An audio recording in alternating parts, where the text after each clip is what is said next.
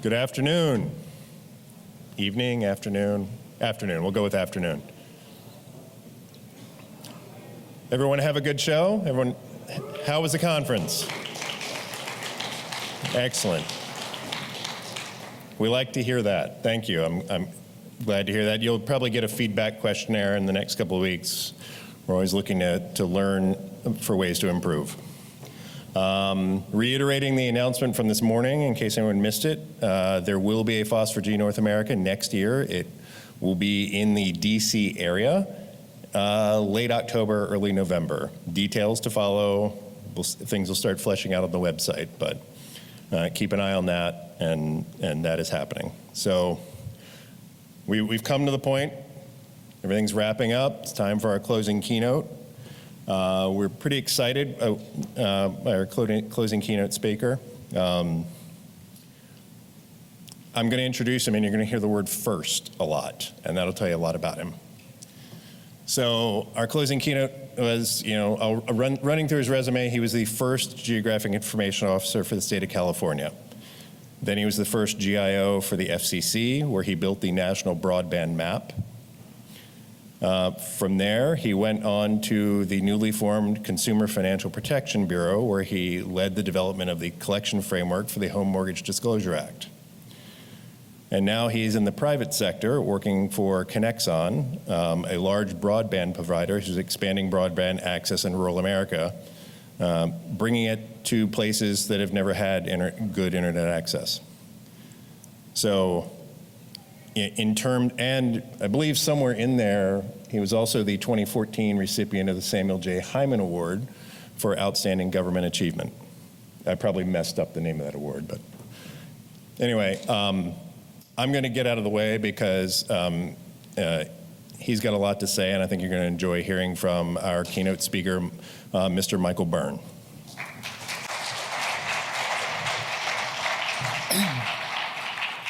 Thanks, Bill. Thanks, everyone. I appreciate the warm introduction.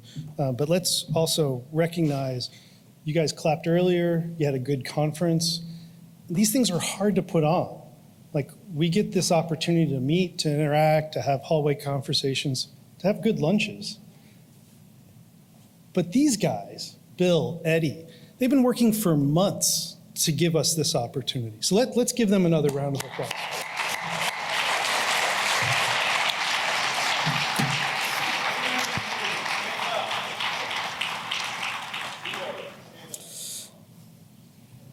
That guy.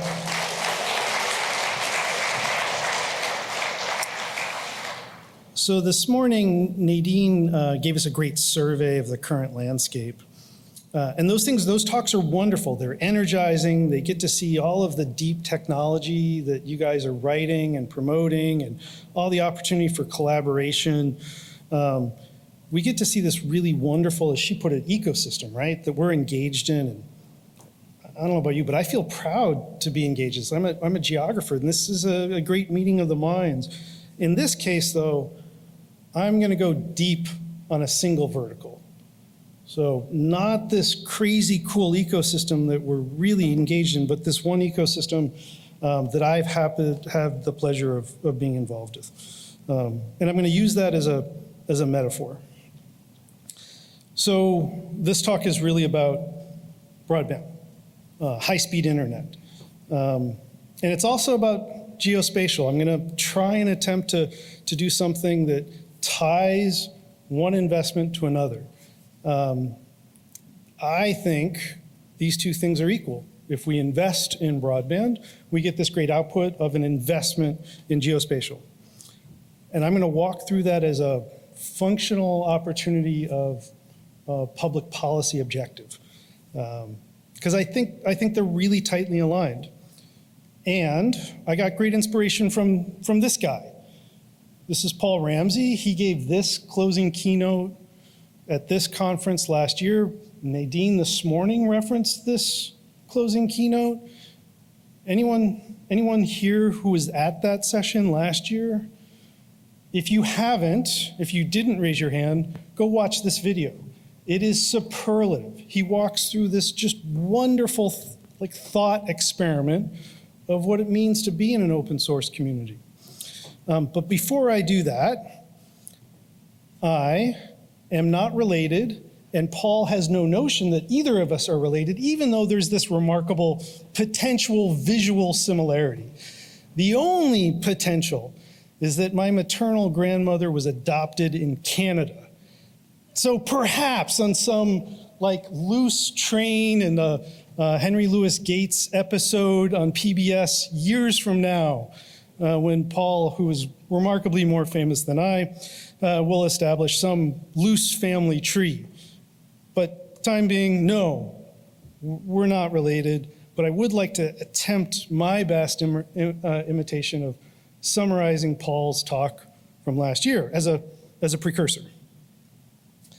So open source is free. And what he said was, use it, it's free. This is one of the key things that we want to do in this community, grow the community, use it, but recognize it's not free. It's free like a puppy. But use it because it's free. But it's not. And it's not because it takes all of you and the millions of other contributors to really make the ecosystem work. We have to invest, and we have to curate, and we have to update. We have to do all of these things that allows that ecosystem to continue. The thought experiment in my mind is a lot like this. This is a picture this summer from a trip my wife and I took. That's right, family vacation photos are part of Keynotes. This is Boston Commons. This is one of the first big commons parks in the New World. And what do we know about the opportunity of commons? They're great sharing spaces. I get to go there and feel free and walk around and experience concerts and people and lectures. And holy shit, it takes a lot of investment to keep the commons running. Who maintains these boats? Who feeds the ducks? Who cuts their trees? Who cuts the grass? Who feeds this ecosystem? Investment feeds the ecosystem, not unlike the open source community. It takes money. But this is the thing we're really interested in. We want the commons to work. We want us to all have that opportunity. So a little about geospatial in the US. Nadine had a much better slide. Lots and lots of interactions, and I've kind of honed the interactions down. Really, the impetus here was an executive order signed by Clinton in 1994 that created the Federal Geographic Data Committee. I used to remember the EO number. I have long since forgotten it. I know it has 5 digits, and it probably begins with 12. Anyone else remember? Good. Doesn't matter. So the Federal Geographic Data Committee exists, and Nadine also mentioned the National Geospatial Advisory Committee, which she is a member. I was on the first NGAC in 2008. There's the Geospatial Platform. This is an interesting ecosystem. There's a whole bunch of conversation about what it is to have a national spatial data infrastructure, and there's a whole bunch of other partners. Maybe the National States GIS Council is one of them. Many, many others, right? But this, for all intents and purposes, is a good, survey overview of the federal geographic space. The authority that space comes from, in addition to the executive order, is something called OMB Circular A16. The Office of Management Budget, part of the White House, wrote this, and it gave FGDC this early function. This is how we originate. These are the things we do. This is how we operate, that kind of stuff. And there are 4 key pieces in this. Those 4 key pieces are technology, policy, people, and data. And you hear this repeated all the time. This is the framework with which we think about and discuss an NSDI or a coordination effort or something around the geospatial community.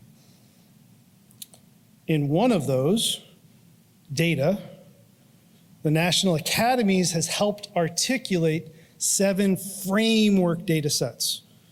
These are the important ones, the big ones that we think everyone needs to use. Geodetic control from NOAA. Thank you, NOAA. thankless job on trying to understand what really geodesy means to all of us because we take it for granted. Orthoimagery, boatloads of birds up there capturing stuff. I have zero experience in this, or very, very modest experience. There are a lot of people who have very deep experience in this, and we thank them for that. A lot of elevation stuff, transportation kinds of things, government boundaries. Nadine made reference to government boundaries being really difficult. And the bottom one that's near and dear to my heart, cadastral. So, since the executive order went into place and A16 went in place, how are we doing on developing these 7 framework data sets? Remarkably poorly, right? There's an effort for some of them, but you can't point to a national cadastral layer that's owned and maintained by the federal government. You can barely point to a national transportation layer. This is a challenge. It hasn't really come together well. This link leads to the transcript from this legislative hearing that happened in July 2009. And it was the first legislative hearing that included the word geospatial in it. It was the Federal Geospatial Data Management oversight hearing on a potential act that was before Congress that year in 2009. I happened to be in the seat of being one of the people that provided testimony to this hearing. Prior to this, there was no legislative hearings or informational hearings in front of Congress that included the word geospatial. Zero, none. Prior to this, there was only the executive order and all of the rhetoric that FGDC kind of implemented and the other agency implemented or talked about with respect to how they wanted to implement geospatial. But in terms of Congress, nothing until this, July 2009. So from 94 to 09, lots of talk, but from the actionable portion of government that pulls a financial lever, zero effort.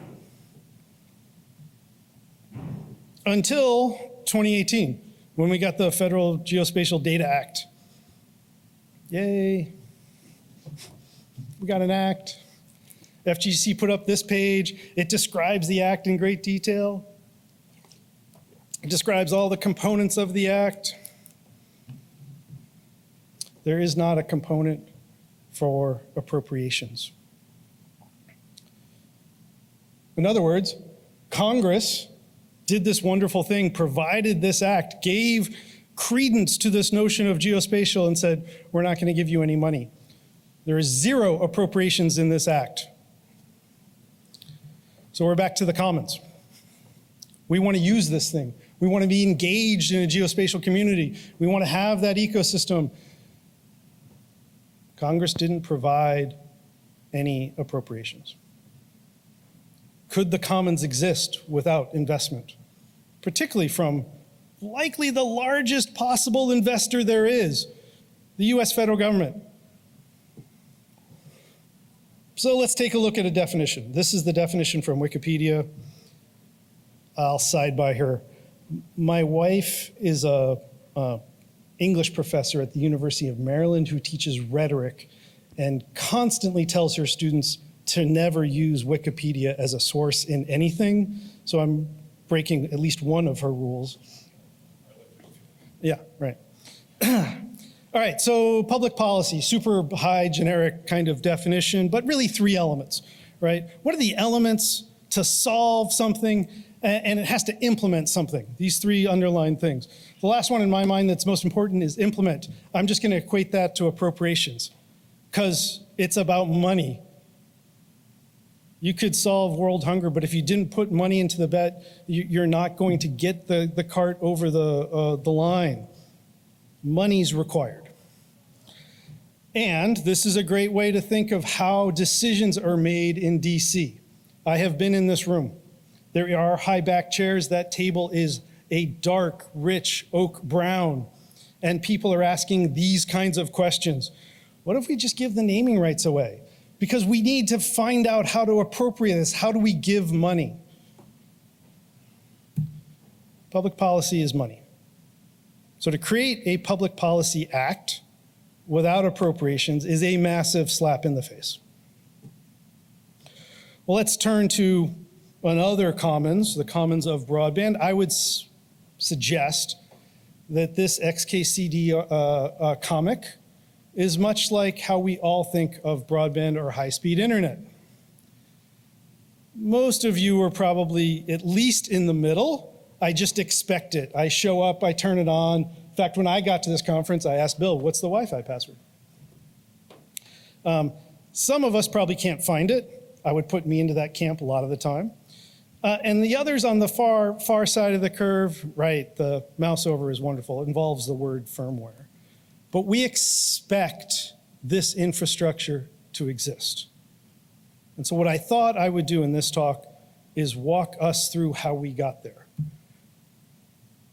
And I grew up in Rhode Island. I really, really, really wish that I was related to this guy. We have the same last name. But no, in the same case, I am not related to David Byrne, and I am not related to Paul Ramsey. But in terms of public policy, I do know a little bit of something about how broadband got there. And we're going to begin with the Telecommunications Act of 1996, which I'm going to assume no one in this room has read, because it's really difficult, and why would you? Interestingly, the Federal Communications Commission is an independent agency. That independent agency means that there isn't a cabinet secretary above it, that the 5 commissioners vote on their own, and they have this very interesting funding arm called the Universal Service Administration Corporation, USAC. USAC achieves money by taxing, let's call it a service fee rather than a tax, on every landline phone in the United States, a certain dollar amount monthly, to the tune of appropriately $8.5 billion a year that they get to vote on. In other words, the 5 commissioners who vote get to sway $8.5 billion a year without any notion of Congress. But Congress gives them authority to do things. And in this case, the Communications Act of 1996 gave them the authority to look at creating competition in the marketplace so that anyone could become a telecommunications provider. And it did a couple other cool things. It required the FCC to create a data collection on where and who offers what kind of internet service. And the way they wonderfully implemented that data collection, beginning in 1995 and thereafter, was to collect who provides what kind of service per US zip code. Which is a pile of shit at the point in time, but like something. And then it required them under this other, that data collection is called Form 477, and then it required them on this other point to say, hey, annually, tell us how we're doing. Like tell the country how much service is there per person or per region or per state and from whom, and what are those speeds allocated at, and so forth. So beginning in 96, this act opened the doors to competition and allowed the FCC to report on how we're doing in terms of broadband adoption. Several years later, early aughts, this is like about 2004, I was involved in an organization called the California Telemedicine Group, the CTEC. And this group wrote this paper. And tucked in the back of this paper is an appendix. And this map is in that appendix.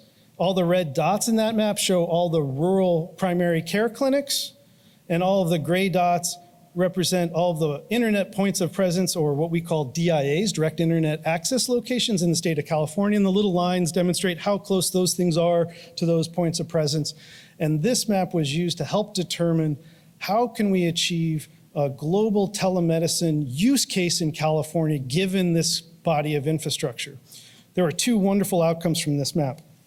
We refer to it at that point in time in 2005 as the $100 million map.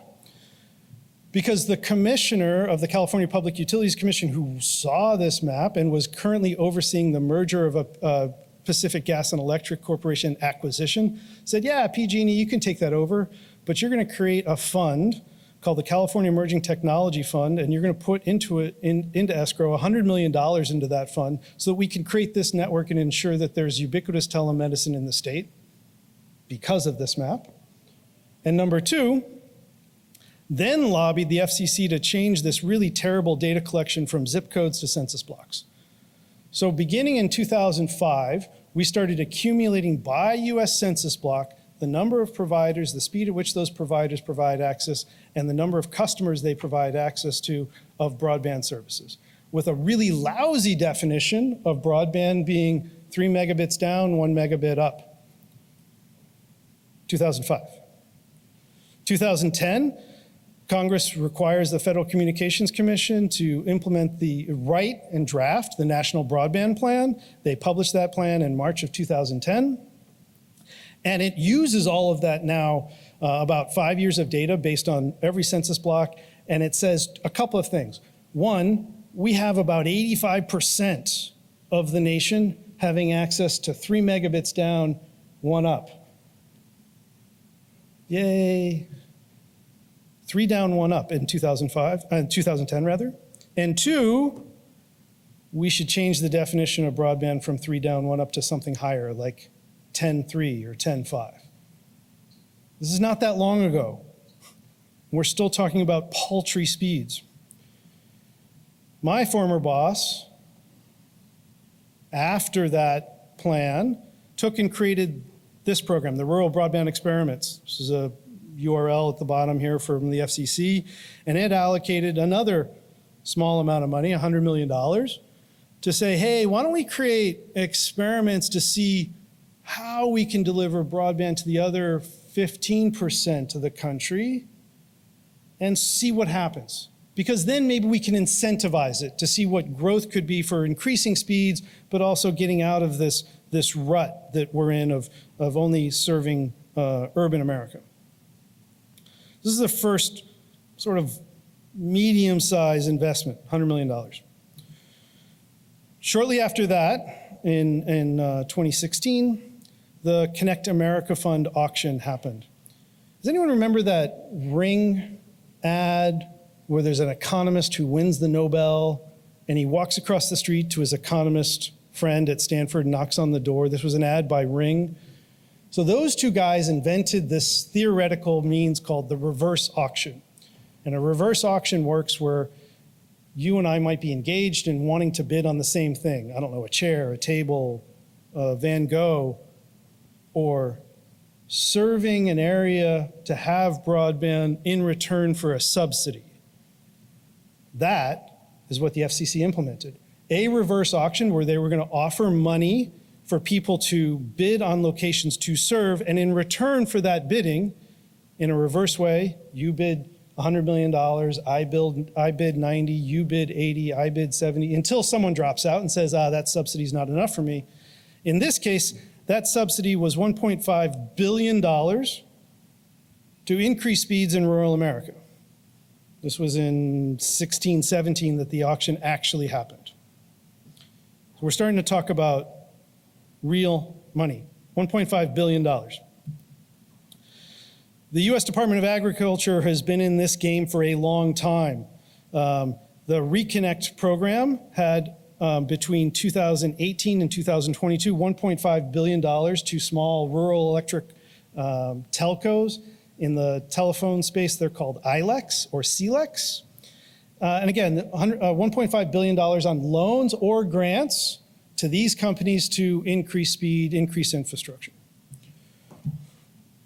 Then coronavirus hit, and the CARES Act came up. And the CARES Act was an intent to get shovel-ready infrastructure projects to states. This was a block grant to states in the amount of about $3 billion. Those grants were not all broadband. Some of them included education fund, wastewater fund, all kinds of different things. But certain states, in particular the state of Mississippi, took almost all of their money that was given to them for that state and did a mass investment in broadband availability, in particular rural America, for construction. And then came this program, the Rural Digital Opportunities Fund, again, a reverse auction. The budget for this auction was $15 billion. And because of that competition of reverse auction where you bid something and I bid lower for that subsidy, and then you bid lower again, and we keep going until one of us doesn't feel like that subsidy is enough, brought that budget down from $15 billion to $9 billion spent. So economists would say, this was wonderfully efficient. Look, the federal government is providing a subsidy that's remarkably large, $9 billion, to spur economic development by investment in broadband in rural places. Again, real money. Interestingly, in this case, they don't call that money grant or loan. They actually call it revenue augmentation. So if I bid and I win, and I'm a broadband provider who builds to a particular area, that's really expensive. So the FCC is going to pay me a subsidy over time that allows that money to be revenue offsetting until it can be enough. Then there's ARPA, the American Rescue Plan Act. This is a Treasury program. $350 billion. Lot of infrastructure money. Broadband was a slice of that. And finally, the granddaddy, the BEAD, the Broadband Equity Access and Deployment Program, $42.5 billion solely for infrastructure development in broadband. So this is a block grant to states. States are given money. States are going to develop plans. Those plans are going to develop into grant awards in each state for spurring on broadband infrastructure investment. So how do we get here? How do we get from broadband investment to geospatial investment? So let's go back and look at our framework. Again, our framework for geospatial right now, and this isn't a bad one, right? There's technology, there's people, there's policies. Let's do these in reverse. Let's talk about people first. I worked in state government for a long time, and I worked at a high enough level that I know this investment doesn't happen often, but I can guarantee you there was no federal program in the geospatial community that offered investment to put geospatial people in the governor's office. But with broadband, there is. This is a paper by Pew, the URL's at the bottom, and this paper came out in 2002, so well before the BEAD program was established. The BEAD money hasn't even hit the street yet, that $42.5 billion. But ARPA and CARES Act money has, and it's saying, hey, with this new broadband money, state offices, those state offices, by the way, must be in the governor's office, they have pretty interesting hiring. And those hiring includes these kinds of percents of people.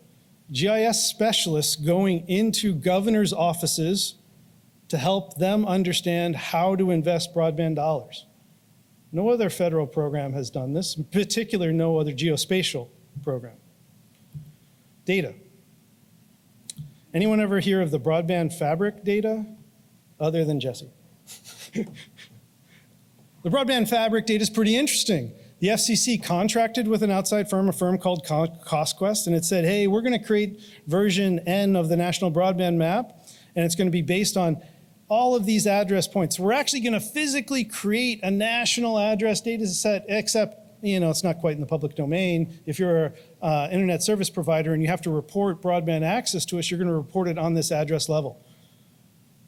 So there's a national address data set out there called the broadband fabric data.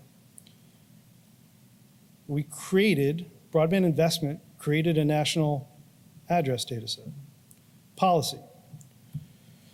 NACO, wonderful organization, National Association of County Officers, has said, hey, to all of our constituents, every county officer out there, participate in the FCC's broadband effort.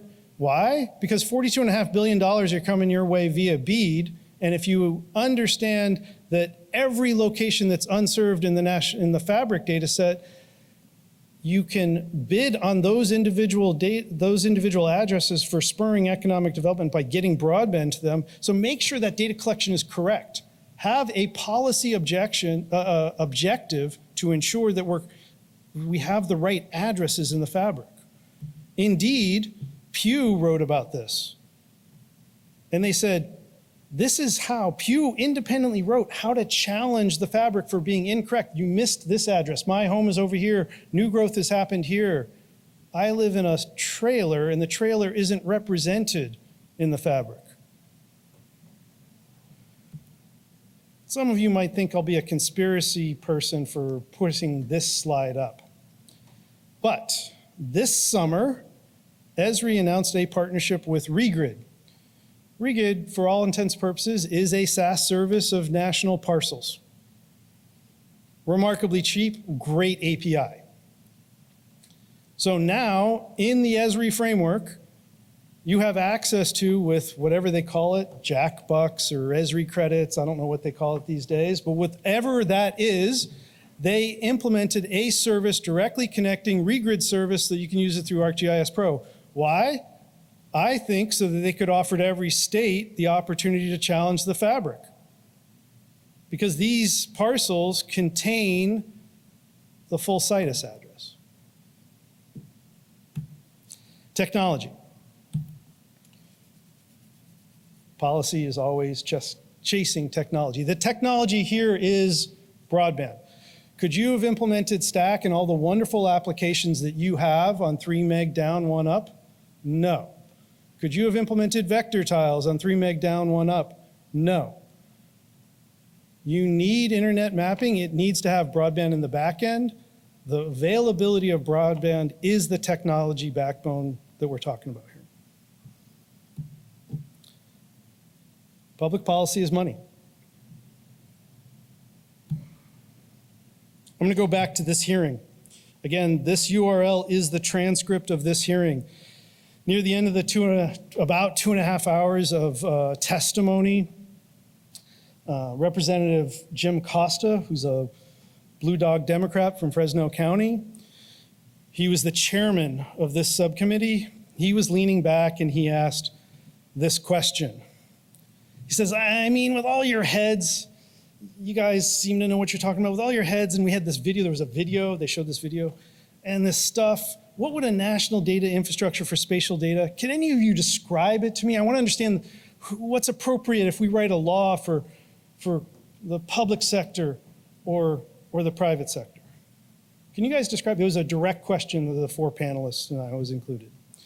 And so I began the stock academic, well, you know, it's those 4 things that we already talked about: technology, policy, people. Anyone ever talk to a congressperson? They don't want to hear academic things. They want to go, how much money? Tell me how I'm going to solve the problem. So I start off and he interrupts me. And he goes, describe to me what it would look like. What's success look like? And I fumbled a little bit. Again, this is the transcript. And I say, an NSDI, a National Spatial Data Infrastructure, is successful when my son, who's 7 at the time, is in your seat or my seat, and he has a laptop open and can answer in real time the policy question. This is how we solve global warming.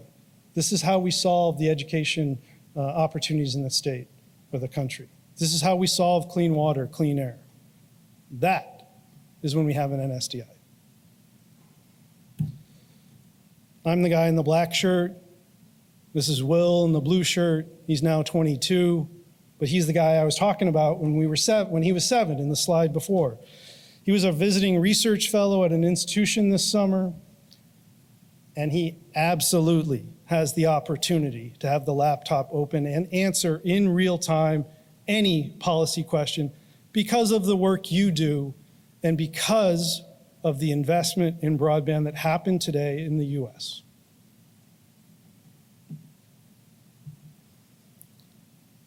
Broadband investment equals geospatial investment.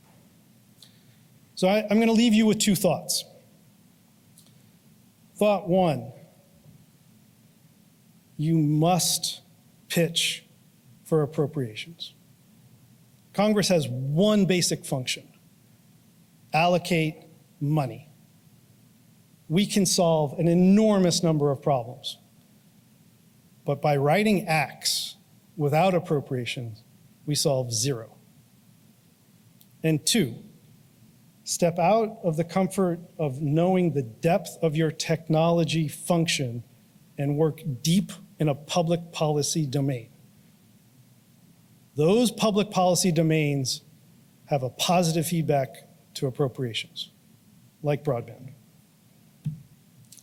Thanks very much. I really appreciate the opportunity to come here. Thanks, Bill, for everything and introing. Appreciate it, guys.